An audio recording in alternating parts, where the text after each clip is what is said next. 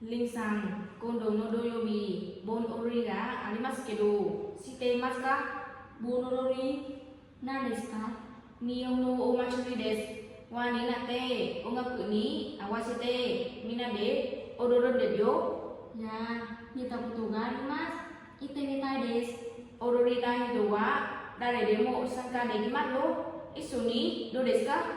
でも、私、一度もやったことがないです。簡単だから誰でも踊れますよ。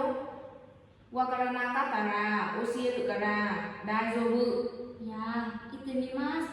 何を聞いていたらいいですか？何でもいいですよ。あ、娘たちの時方があるから貸しましょうか。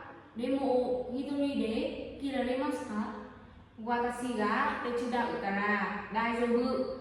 ボロリの前にうちに来てから行きましょ何時に行ったらいいですか？う。うちに5時に来て。わかりました。ありがとうございます。わからないことがあったらまた来てくださいね。はい。